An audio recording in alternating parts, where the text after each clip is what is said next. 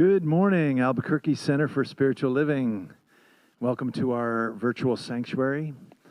Shout out to all of those of you who are watching us on Facebook Live or on YouTube. We are so glad that you've taken some time to come into this space and join with us in virtual community this morning. We're so glad that you are here. If this is your first time entering this space with us, we just want to let you know a little bit about what we do here at Albuquerque Center for Spiritual Living. The best way to start that conversation is through reading our mission statement. You'll see that on the screen. We are love in action, transforming lives, transforming communities. Wow, during this time of coronavirus and quarantine, that is quite a mission. The way that we're doing that, though, is we are here every Sunday. This is a beautiful way to start your journey, is to join us in this sacred space. Beyond that, we are evolving and growing our capacity to deliver community virtually. We just completed yesterday an amazing first foray into doing a retreat totally online. And it was spectacular. You'll hear more about it as the service unfolds, but I just wanted to share my favorite moment from it. One of our segments was Tai Chi, and I was like, how is that going to work in this kind of space?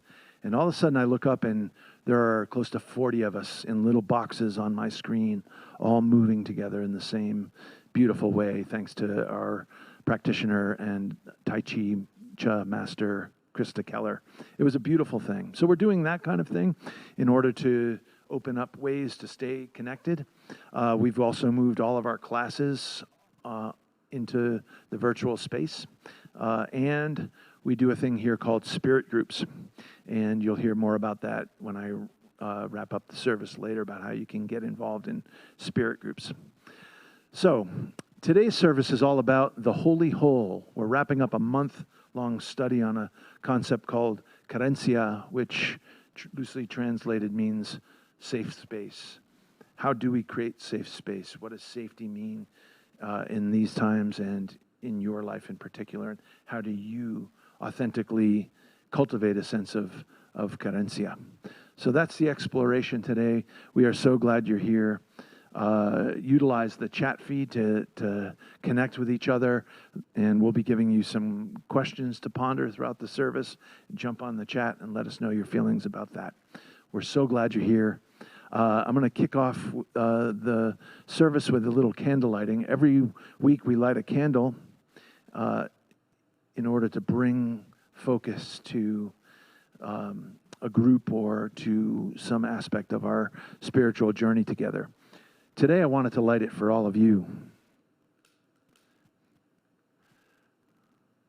And let this light represent our collective sense of carencia, of building safe and wonderful community. And this candle is for you, to let you know that you are welcome here and to let you know that you are loved. Have a great day. Good morning. Welcome to our virtual sanctuary here at the Albuquerque Center for Spiritual Living.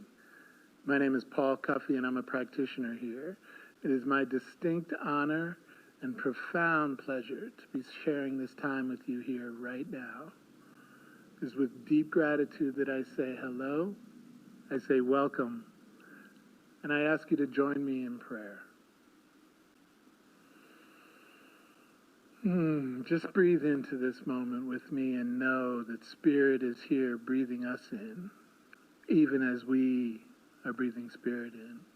Know that Spirit is here, Spirit is now, Spirit is always, and Spirit is everything. God is all there is. God is this perfect life. God is this perfect love that animates each and every one of us. God is the glue, the force, the power of pure creativity expressing itself in and through and as each one of us. And it is so good. It is so sweet. It is so glorious. to know that we are each breathing the same love into, through, and as each of us, and we get to share that now. And I know that this spirit that animates each one of us, this thing we call God, the thing itself, is pure perfection. And it finds its expression in each one of us in the most unique and perfect of ways. No two of us are alike, yet all of us are one. And that is the most glorious of all things. So it's with deep, deep, deep gratitude and profound love that I release this truth, this knowing, this perfect example of the demonstration of God's perfection into the law, knowing that it must return to me, made manifest at a magnitude beyond my imagination, that all of love is expressing right now, and that it is good, it is good, it is very good. So I just let it be. I say thank you. I say yes. And I anchor this with this prayer, and so it is. Why are we all here? And what is ours to do? This question may resonate within you now more than at any other time in human history. Or not. If you're predisposed to contemplating spiritual principles, or if you're predisposed to thinking the deep thoughts, then you may very well be drawn at this particular moment, this WTF moment we are all sharing, you may be drawn to ask, what is mine to do? My answer to that is always and will always be love. What is ours to do now, and is always ours to do, is love.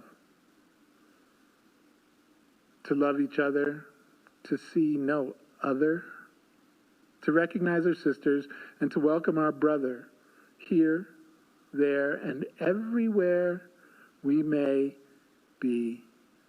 Encountering each day the face of God seen in the stranger, the face of God seen in the eyes of their heart, and the essence of God breathing within the hearts of all.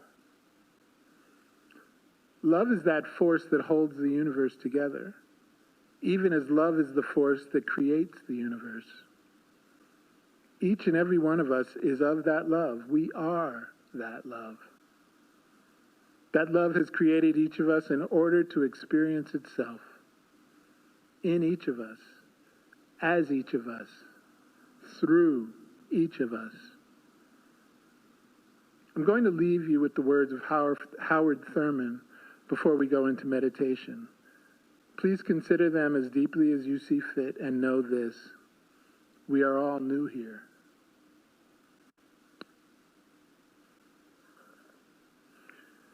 The burden of being black and the burden of being white is so heavy that it is rare in our society to experience oneself as a human being. It may be, I do not know, that to experience oneself as a human being is one with experiencing one's fellows as human beings. Precisely what does it mean to experience oneself as a human being? In the first place, it means that the individual must have a sense of kinship to life that transcends and goes beyond the immediate kinship of family or the organic kinship that binds him ethically or racially or nationally. They have to feel that they belong to the total environment. They have a sense of being an essential part of the structural relationship that exists between them and all other humans, and between them and all other humans and the total external environment. As a human being, then, they belong to life and the whole kingdom of life that includes all that lives and perhaps also all that has ever lived.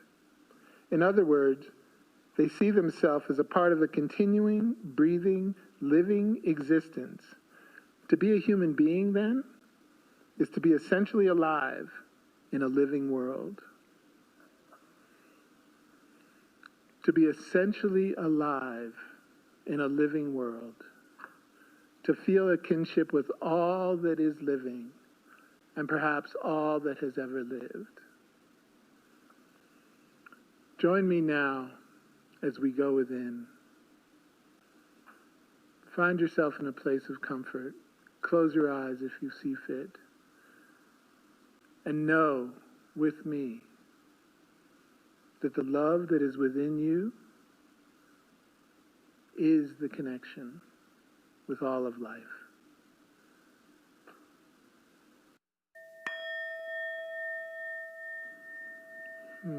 Breathe into this life. Know that this life is perfect, that this is God's life, and that this is your life right now.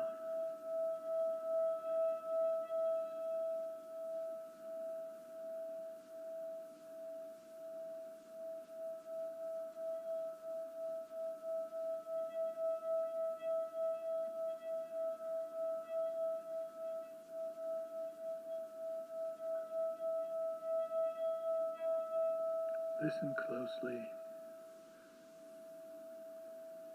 Hear that still, small voice speaking from within your heart, breathing you in,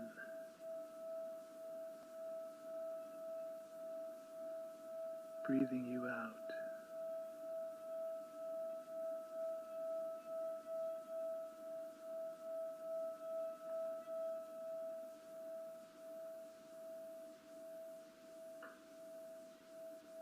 Your breath, breathing God in, breathing God out.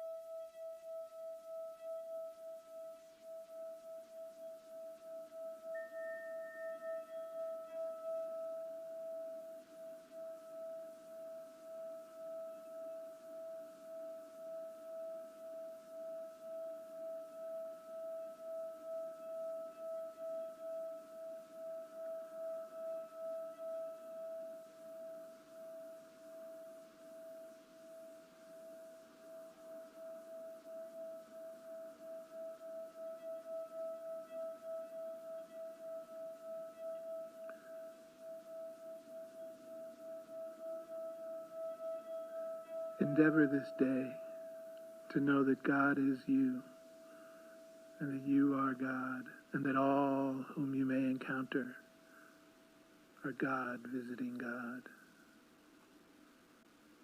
and that love is the breath you breathe,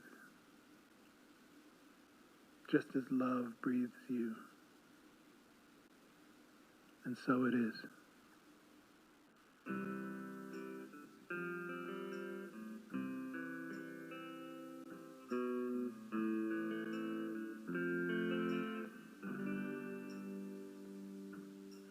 There is only one of us.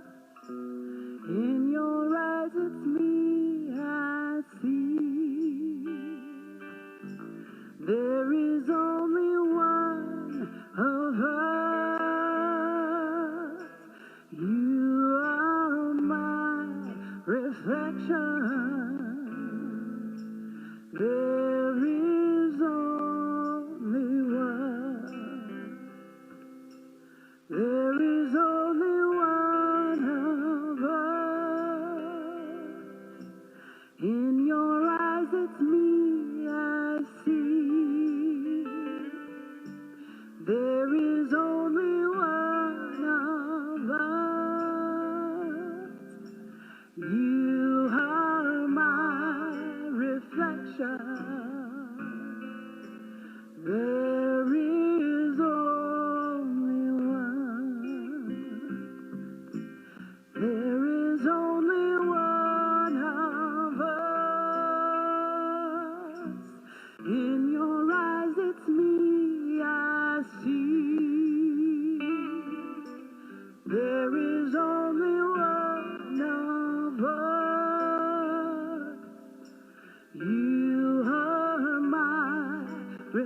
There is only one.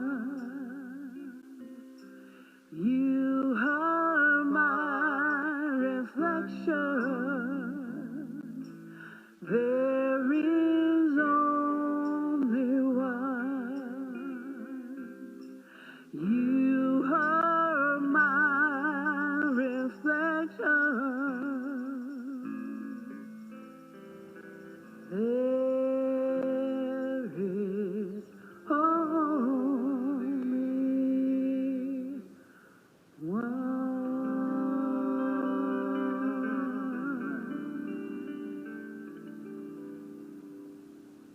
Hi, everybody. Maddie Suarez here from Albuquerque Center for Spiritual Living. Welcome. Welcome to our virtual sanctuary. I'm so glad you're here this morning. I'm so glad to be with you in community. Welcome. We did have soul care yesterday. I know Jeff mentioned something about that, and it was amazing. We had from 9 to about 4:30, almost 40 people engaged and sharing practices, sharing thoughts, feelings, learning things. It was just a great day.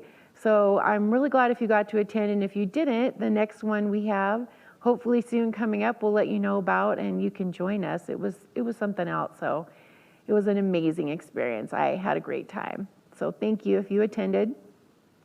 We do get an email, which is a newsletter every week, usually on Thursdays, from Reverend Amani, which talks about the service for the next Sunday.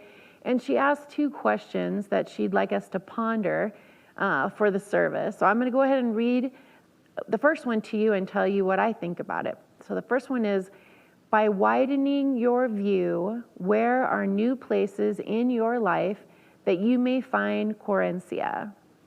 And I thought to myself, widening my view. It's kind of hard to widen my view when I spend almost all of my time at home.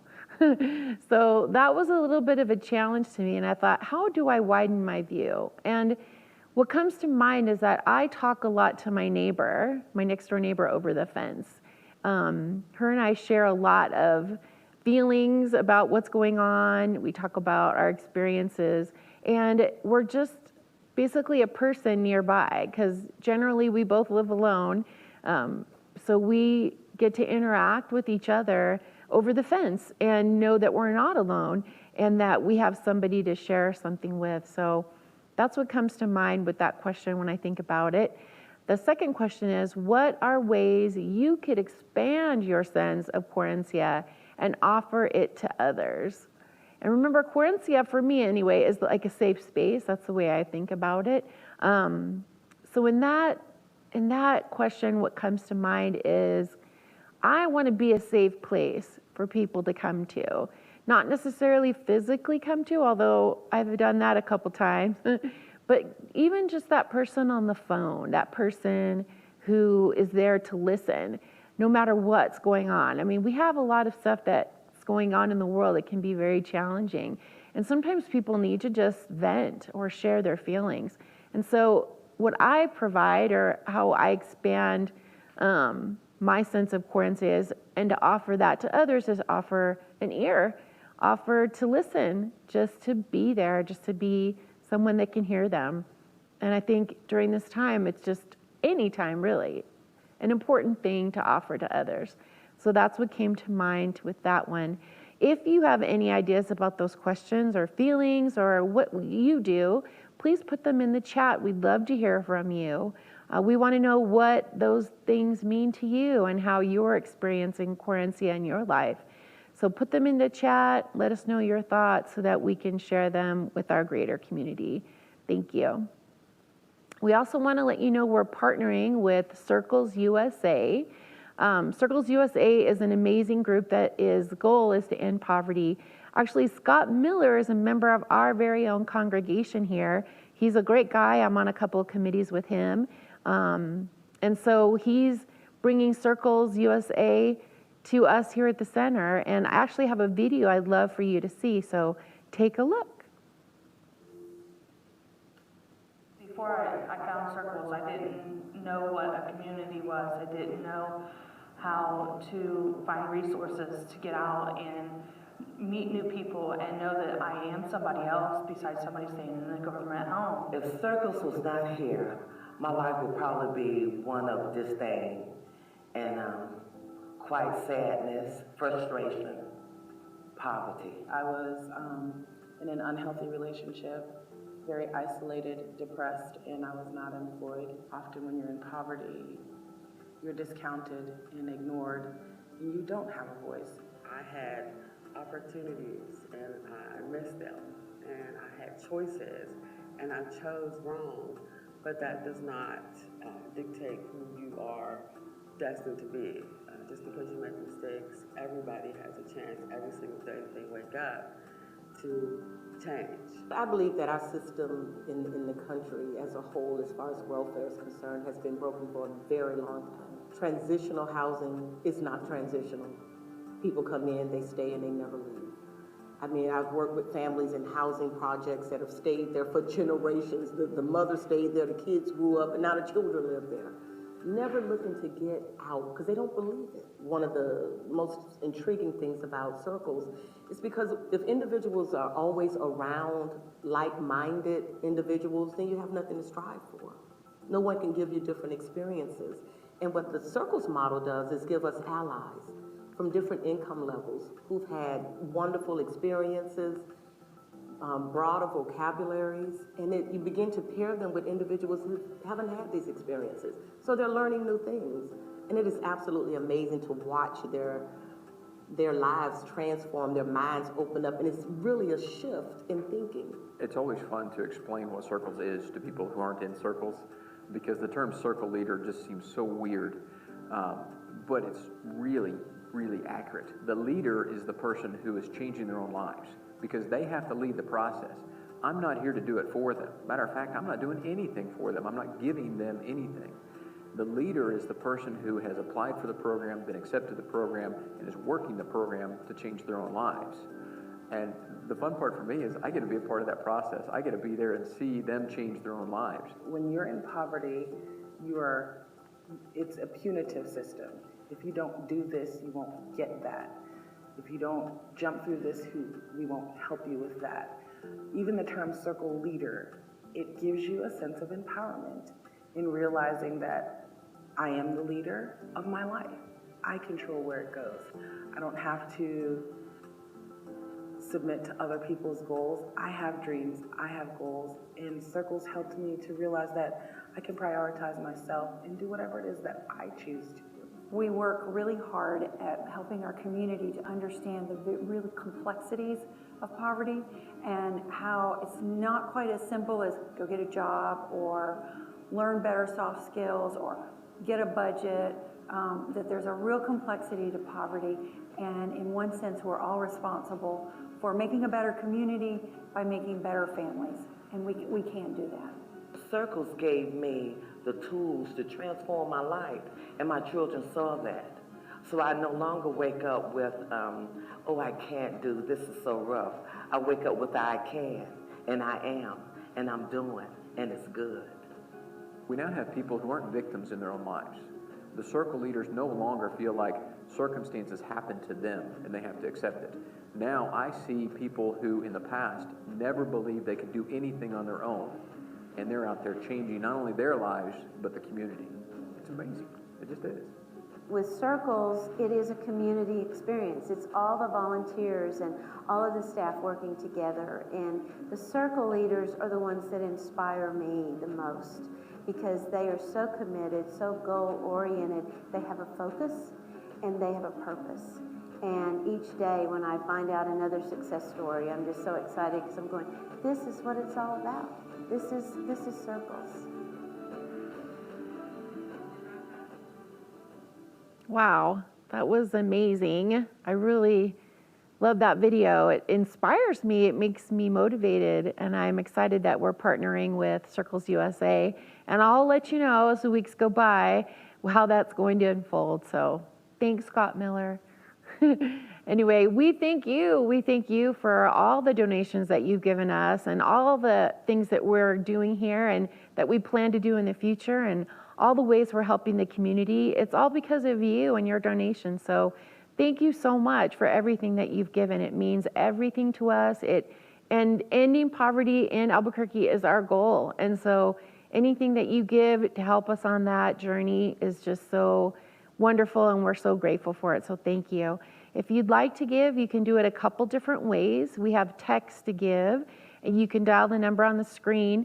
You can do a one-time gift, or you can do a recurring gift that happens every month. You can also go on the website, abqcsl.org, and you can press the donate button and donate there. Again, one-time gift or ongoing gift. And if you're experiencing something that looks like poverty, or you're struggling with your bills, or something's come up, please let us know. You can email us at office@abqcsl.org, and we can, get you connected with maybe some help. So let us know how you're doing. But again, thank you so much for everything that you've given. I'm going to go ahead and read the affirmation by Paul Cuffey. Here we go. I give from my heart because I'm a part of an interdependent and spirited community, a community of love and of compassion and care. I give generously and faithfully and fully aware I am love in action, and I'm creating a world that works for everyone. Ashe, Aho, Iacs, Amen, and so it is.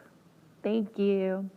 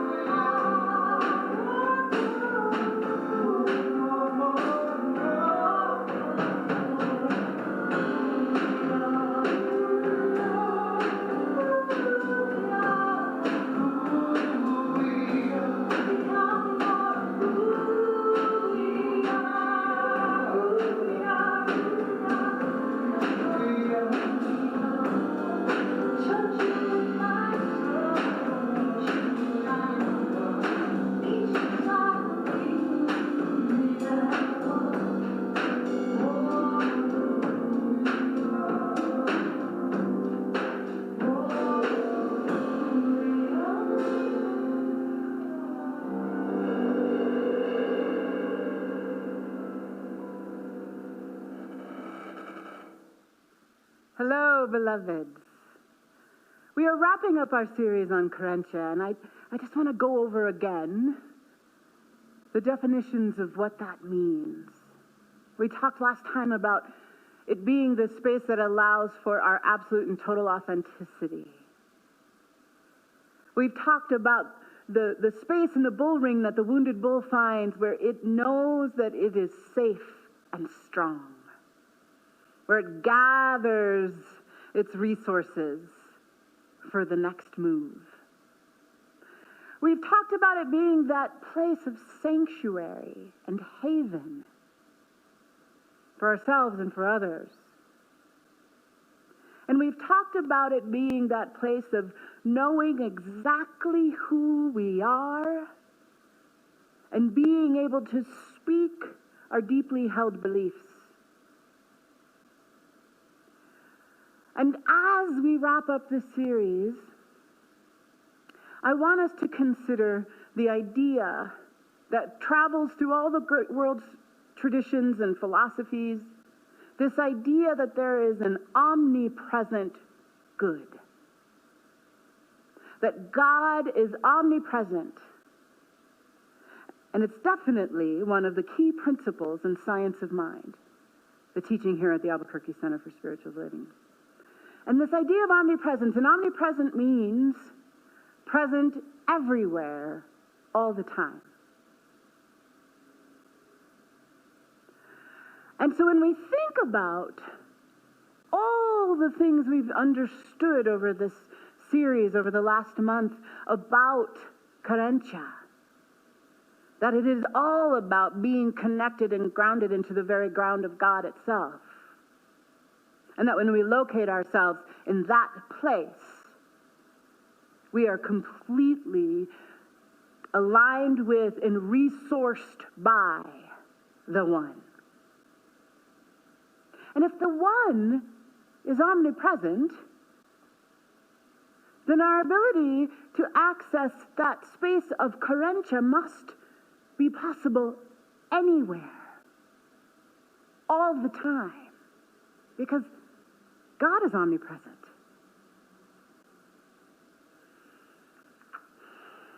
Martin Luther King Jr. says, "An individual has not started living until they can rise above the narrow confines of their individualistic concerns to the broader concerns of humanity." And I believe as we recognize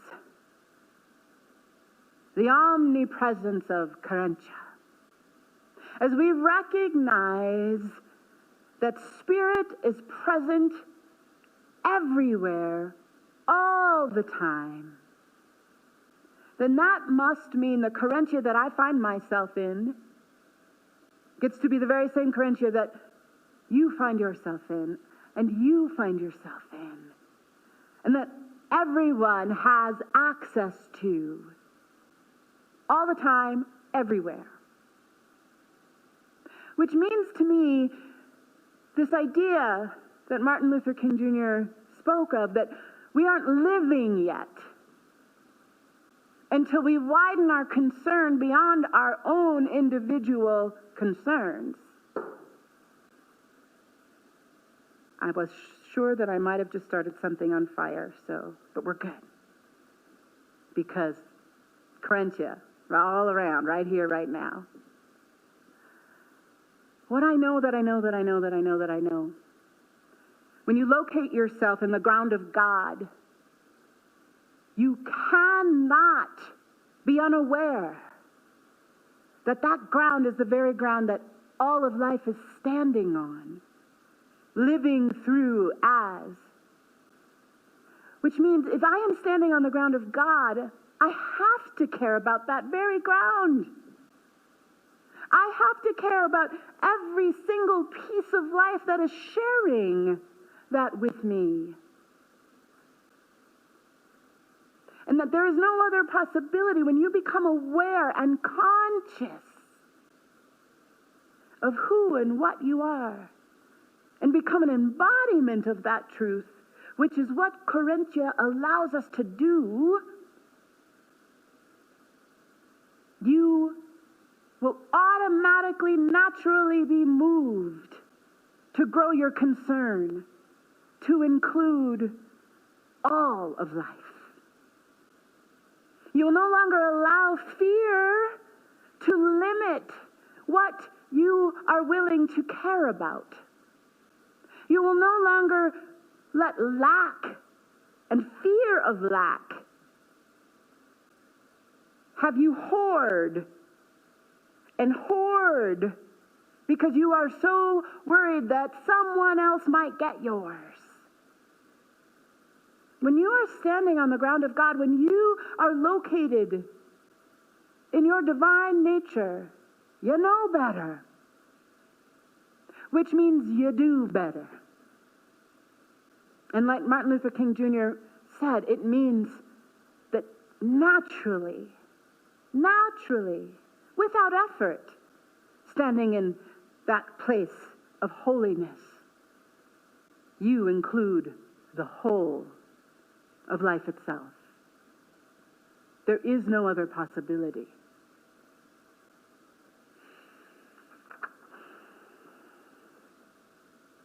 Embodying these aspects, all the aspects of God that we've been talking about, embodying all of these qualities, the agencies of the heart that we talked about a few weeks ago, when we are the embodiment of all of these qualities of God,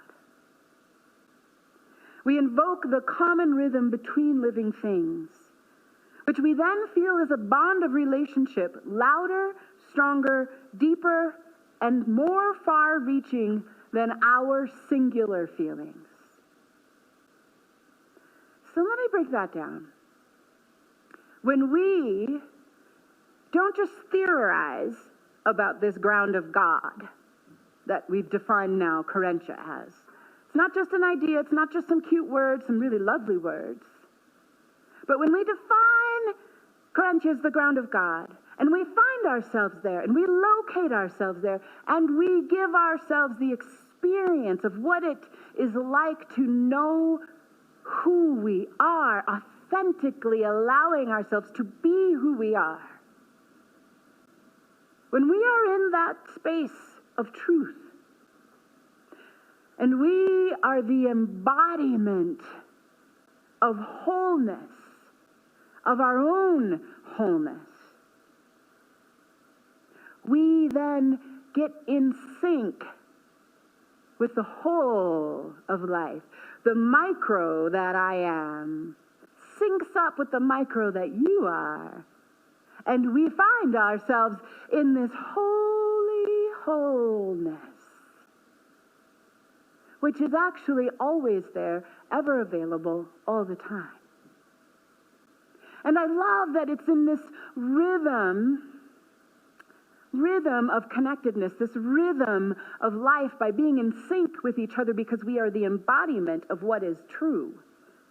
So through that knowingness, we become in sync. And the feelings of that embodiment, the feelings of that connectedness between us become louder than my little personal feelings. You know, the ones that make us take our ball and go home.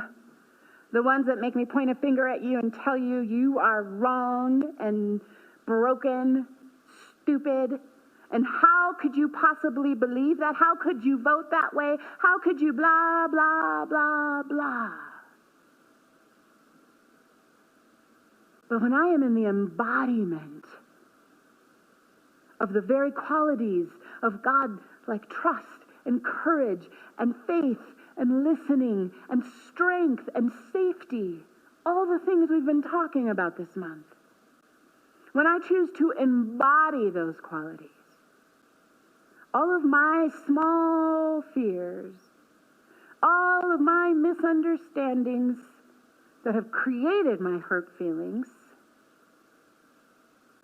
become drowned out by the goodness and the feeling of being connected to one another in the rhythm of life itself that I am now in sync with between us. That now becomes the rhythm that I move to. That now becomes the rhythm that I create from. The very rhythm of God itself, because it is the greater rhythm. And we embody that through our relationships. When we recognize that we are standing on holy ground, the same holy ground you and I. And we can kind of get into the groove of that, right? Some people call the native and indigenous drummings the heartbeat of the mother. And when we embody that wholeness, when we embody our relationships to our inherent connectedness, because that ground is the very same ground, and that one is the very same one that is living itself through me and that is living itself through you, and that becomes the rhythm of my life and your life. And it is how we begin to build and participate and grow a community of love, a community of care. It's what allows me to go to a place of curiosity when I don't understand you, because I'm listening. I can hear you. I'm listening. I don't get it, but I'm going to listen some more. Okay. Yep, still don't get it, but I'm going to listen. And even if I never understand where you are really coming from, I'm going to know that there is a context at play here that explains it all, that I don't have to understand in my small feelings, but that I can understand in my greater knowing that it is all part of the perfect whole.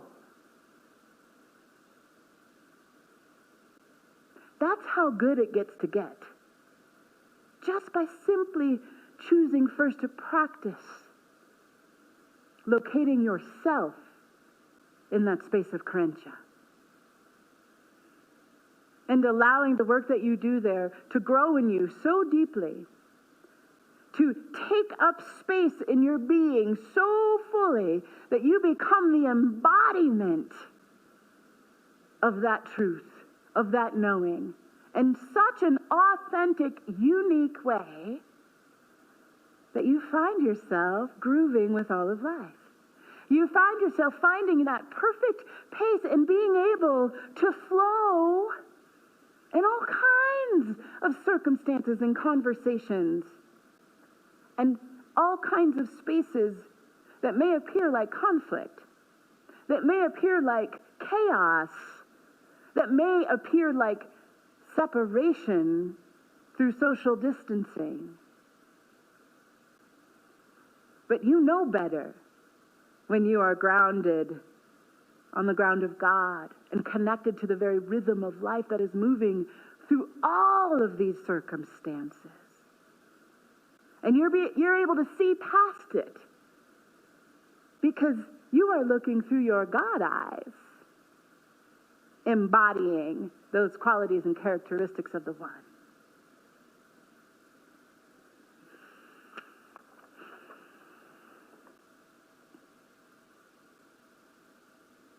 I want to share with you from Ernest Holmes, who's the founder of the Science of Mind teaching. He says, "It is only as we view the whole thing as one stupendous whole, whose body nature is with God the soul, that we shall really enter into communion, into sympathetic oneness and rapport with the reality of all that is about us. It is only when we see the whole thing as one stupendous whole." I think we could use that phrase right now, here in 2020. And he probably wrote that somewhere in the early 1920s. A stupendous whole, which means I don't have to get it. It can blow my mind. It could seem stupidly giant and out of my understanding. It may be stupendous and whole. And I can choose to see it that way. And as I choose to see it that way, I get to continue to choose, like we talked about earlier this month, that I get to continue to join and rejoin. And that when I take off my God glasses and I forget to look through those eyes of knowing, I can put them back on, look through my God glasses, and remember the truth. That this is a glorious, stupendous whole, and I choose to see it that way. And because I do, I allow myself to go into deeper communion. I find myself more easily in that space of carentia than normal because I choose to see life in this way. I choose to recognize my belonging to you and to him and to her and to them and to that as one giant, stupendous whole that I am a glorious part of because I've got my God glasses on.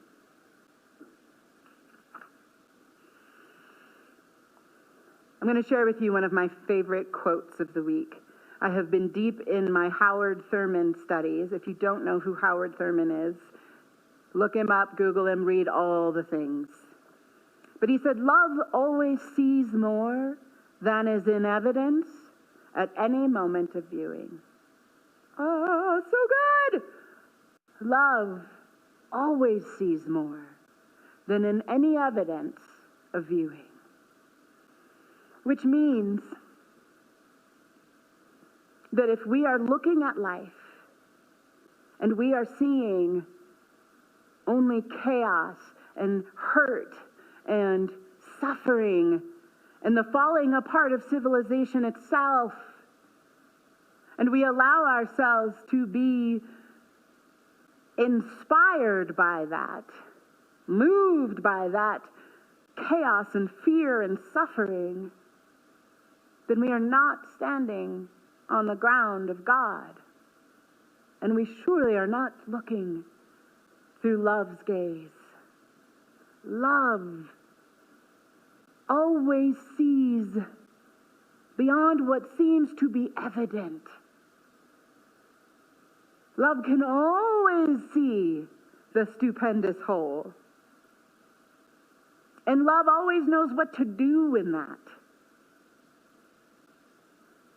So if you find yourself in that place maybe of judgy judgerson, if you find yourself shaming, blaming, feeling victimized, oh, so much of that lately. Finger pointing that way, finger pointing this way, finger pointing that way, finger pointing this way.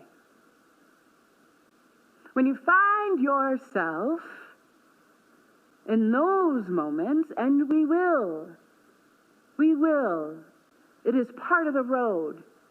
It is part of the learning curve. It is part of continuing to grow beyond our own edges.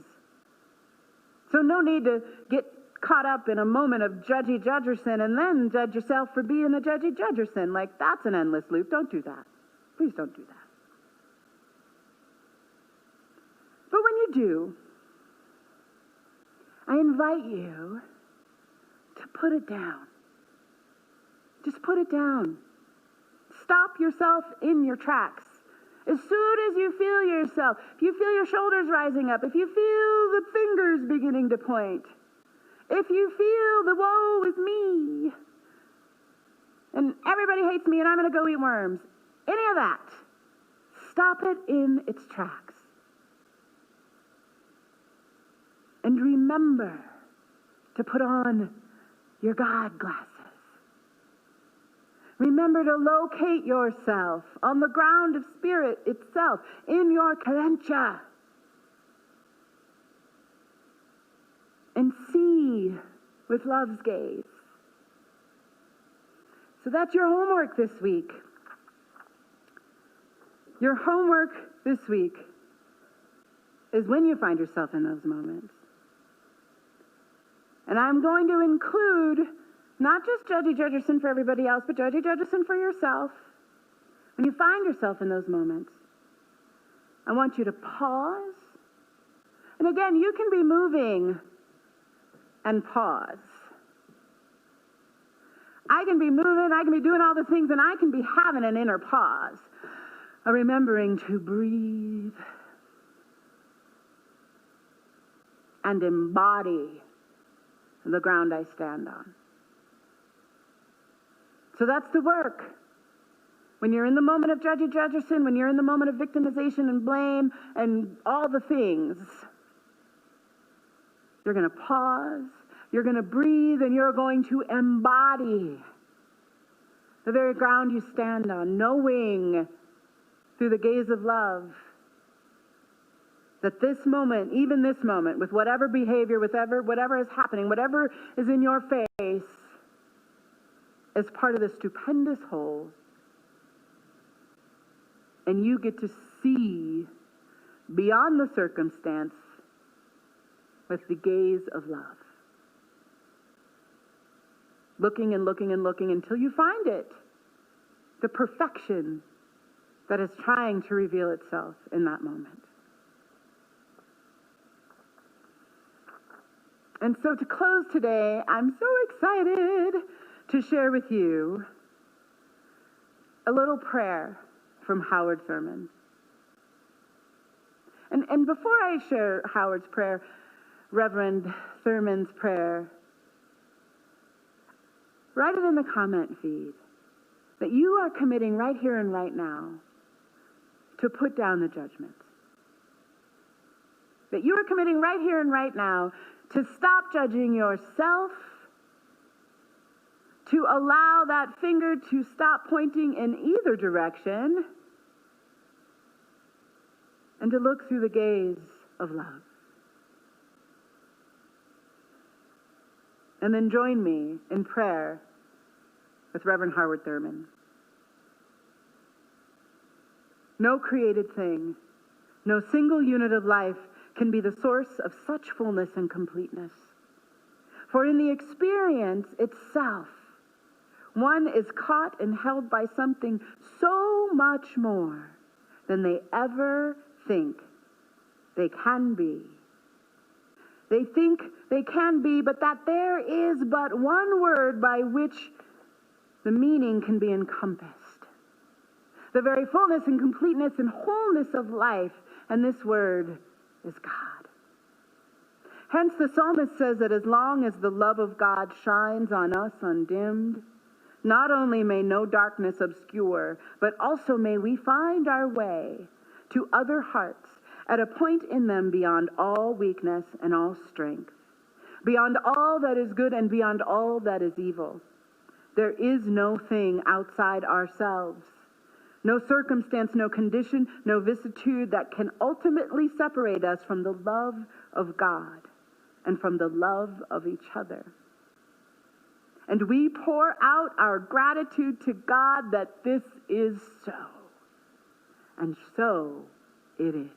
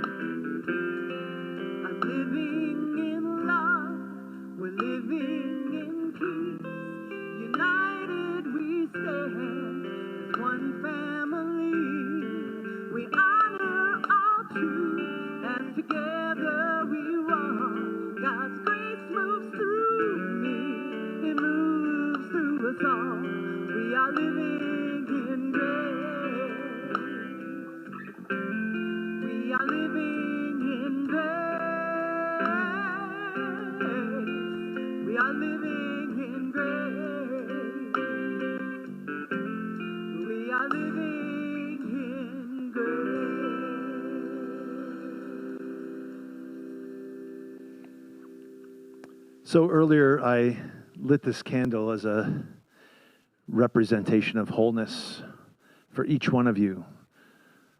The candle represents your wholeness and the light that you are not alone. From the chat feed, we asked, ways that you were contemplating deepening your sense of carencia, or safe place. Stephen says, by calling and texting my friends and having close friends over for lunch. Molly, not being hesitant to join experiences within her church community.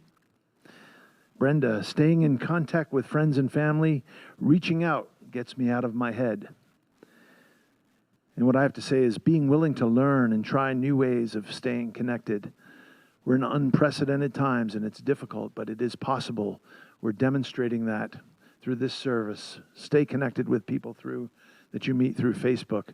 In our retreat yesterday, it was beautiful to watch new people that were using that retreat as their first connection to this community, watching the light bulb go off that, wow, I am connected to like-minded people right here and right now over the internet. It was beautiful to watch, and also to watch old friends reconnect in this way.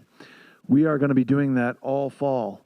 Go to abqcsl.org and you will see all the ways in which we are doing that. If you're new, there's a new form I put in the chat feed.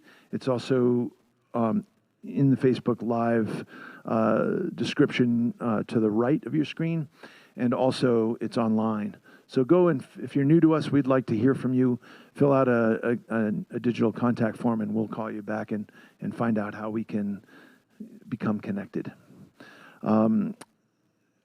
Classes, announcement for classes will be on the website, as well as spirit groups. And I want to really encourage people we've finally mastered the way to conduct spirit groups virtually. There's a whole new round of it coming this fall.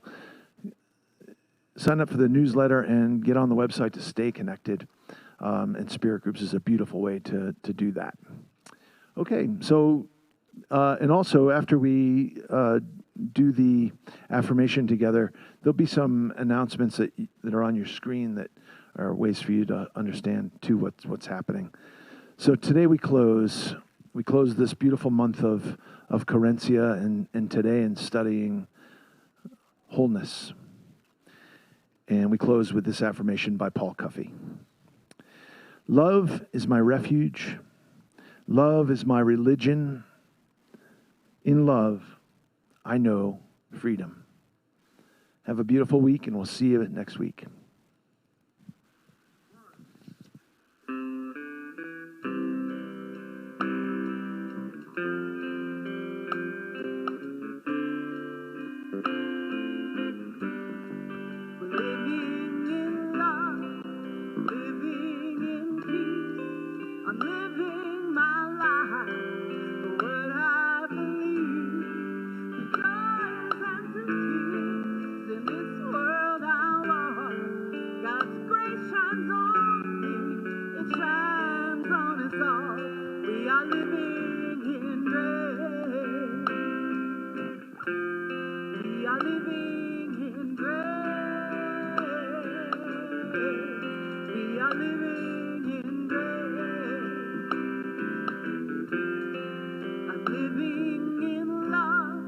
We're living in peace, united we stand.